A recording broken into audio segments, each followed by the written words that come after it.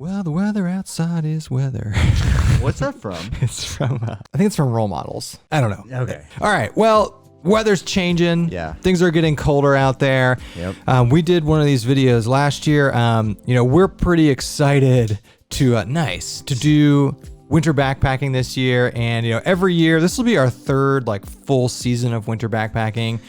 And every year it's kind of a learning experience, and we get a little bit better every year. So today's video, we're gonna go through a bunch of our winter backpacking gear items for this year. We got a bunch of new stuff.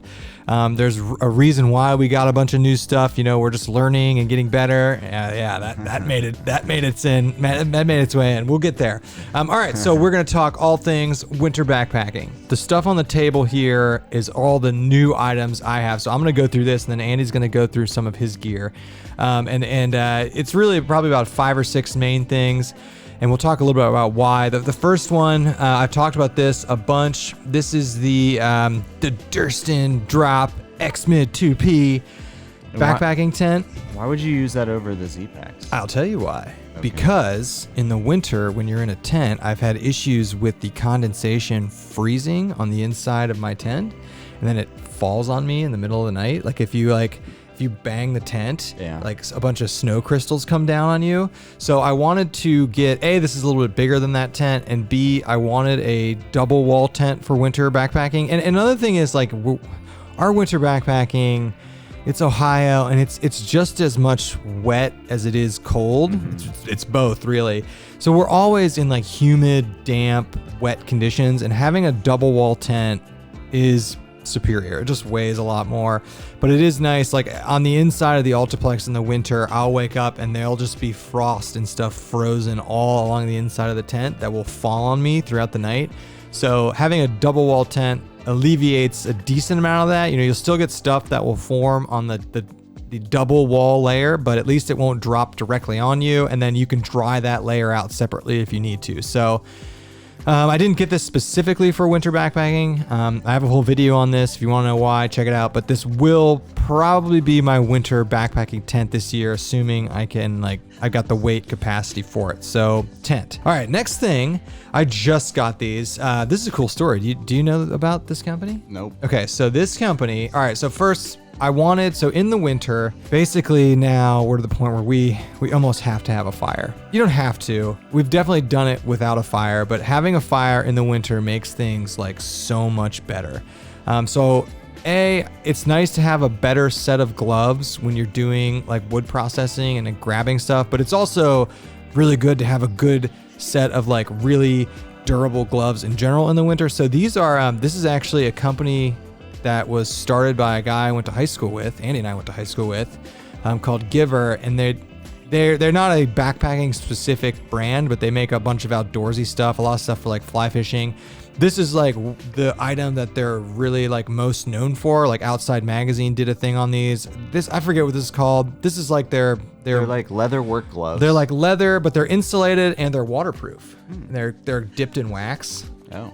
They're wax coated. They just look like cowboy gloves. How much do those bad boys cost? $40. It's not bad. It's not bad at all. Or 44. It's low 40s.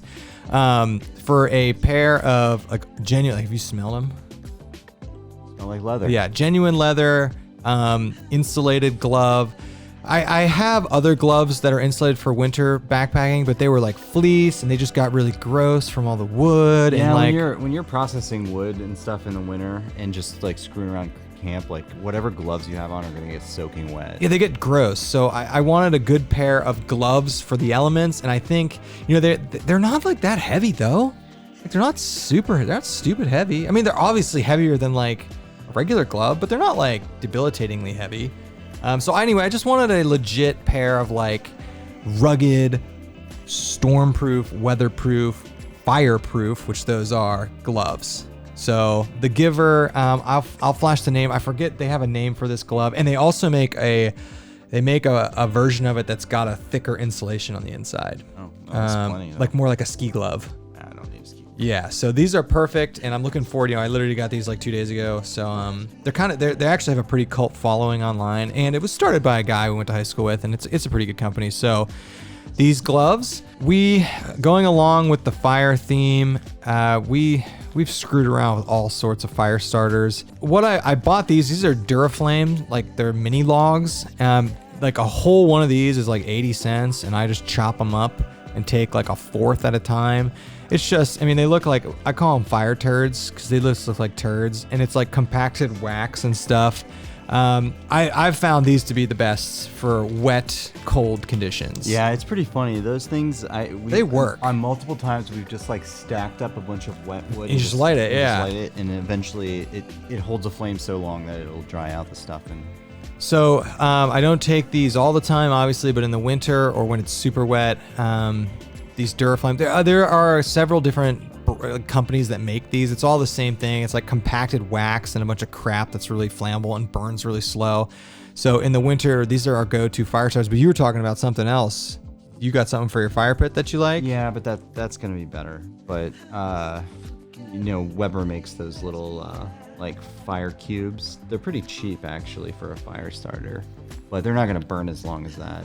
These things burn forever, like a long time. So we've started fires in 30 degrees and rain with these, not even using a whole one, and they work fine. This item, going on with the fire theme, Silky saw. I got the Silky Gomboy. I took it to Mohican. It's now maybe it's just because I've never used a like fresh blade, but this thing chewed through wood. I mean, they're super popular. And it's 9 ounces. It was like $35, not expensive. Not everybody needs to carry one. Like if we go with like 3 or 4 people. No, I'm actually glad you got a saw because I don't.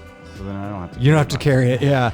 But it is nice. But if you have like 1 or 2 of these between 4 people, that's pretty good. You definitely don't need 4. But if you can always have people like just processing wood, that's helpful. And it's only 9 ounces, and it works pretty well. So this is definitely like a primary winter item. I don't know if I'll carry this in the 3 seasons. Maybe. It's really not that heavy. So I don't know. I've used it once. It worked really well. You can tell there's a trend with fire here for winter backpacking. Well, winter backpacking is just being comfortable. Yeah, and like it just gets dark so early, and if you're just standing there, you get so cold, and like it's just having a fire is nice. I have had this for almost a year now. This is the Thermarest Neo Air pump. David Gray got me on this, and its use in helping start a fire cannot be understated.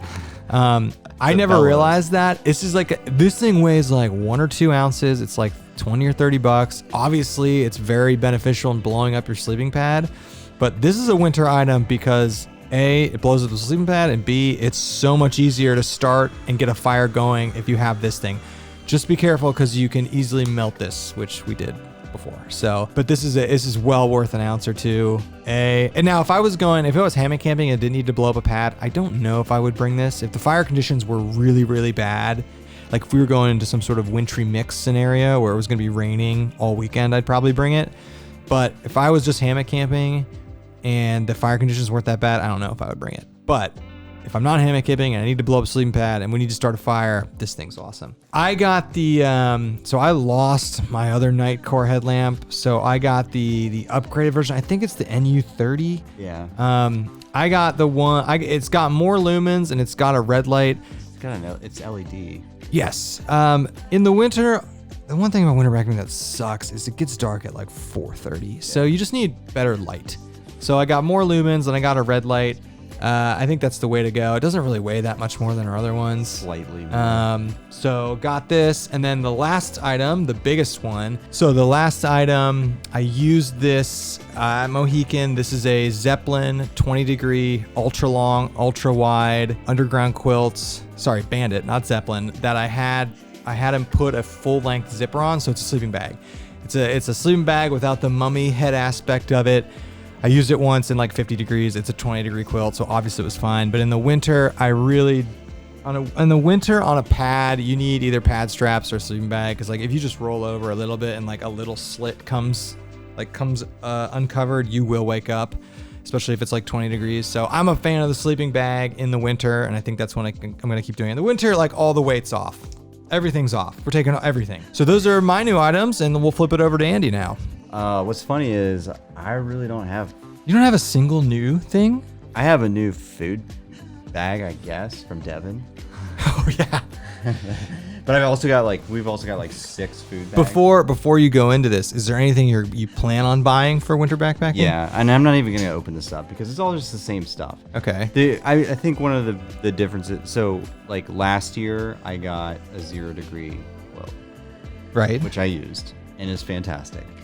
But I think this year, I'm probably going to get lighter weight down pants. And Oh, interesting. Are you gonna get the ones I have? No, I think I'm gonna. I don't know which ones I'm gonna get yet, but my down pants weigh like 19 ounces, something like that. These are the ones from Amazon. Yeah, they're super cheap. Yeah. And they're incredibly warm. But the volume of this winter pack is just so massive. You have that thing filled. Well, it's got a 0 degree. It's got a 0 degree top quilt, a bandit top quilt. It's got a 10 degree under quilt. And I also think this year at some point, I don't know when, I'm probably going to invest in a 0 degree underquilt.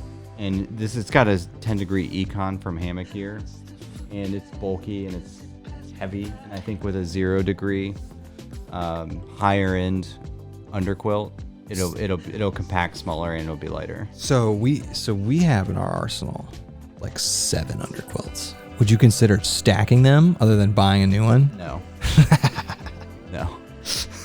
No, because stacking underquilts, it works. It works It's incredibly heavier. Yeah, well. it's heavier. I just don't feel like carrying 2 underquilts. Yeah, It's it's too heavy. bulky. I know. So, I think the theme this year will be looking into replacing 2 of my heavier winter items that can be lighter, because there's just so much. And this is without food. Yeah, maybe like when we get fully into the backpacking season, winter season, maybe we'll do a video that's both us going through our whole loadouts. You guys have seen all this stuff Yeah. before. It's not anything. Some of the other changes I make. So obviously like down pants, and I've got a really nice down jacket. I'm gonna get a new down jacket. Yeah, I've got an awesome down jacket from Montbell, and been nothing but happy with it. And so I'm gonna get some lighter down pants, and I'm gonna get a warmer, lighter underquilt for the hammock. New this year, like I'll be using the Banyan Bridge. I don't have a top cover for the Banyan Bridge. Are you gonna get one? I don't know yet. Top covers help. Top covers definitely do help hold in warm. And then also in the winter, I bring my underquilt protector as well to keep the wind off of the underquilt, and that works great. So just a new hammock, really. And I'm gonna. So you got a decent amount of new stuff now that you talk about it. You got a new hammock. You got a new top quilt last year. You're gonna get a new underquilt. Yeah, at some point. I don't know. Like New down if I don't pants. pull the trigger on an underquilt like right now, I won't have it this season. I don't know.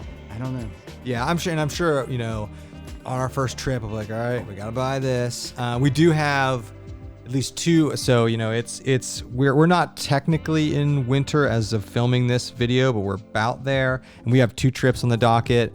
One of them is shaping up to be like a legit winter trip, and then we'll probably do at least 2 more, I'd say. Yeah. Probably do 3 or 4 1 to 2 night trips, between December and like February of next year, usually. I'm excited for winter. Yeah. I'm excited for winter backpacking because it's so much nicer when you have the right gear and you can just be comfortable. Yeah. All right. I think that's gonna wrap it up. Yeah. I'm looking forward to winter backpacking. Andy's looking forward to winter backpacking. Give it a try. If you're someone that's on the fence, don't start by going in like 5 degrees. Maybe find a nice 30 degree night or something and kind of dip your toes in. But it can be fun. We have got tons of videos of winter backpacking. That's it. We'll see everybody later.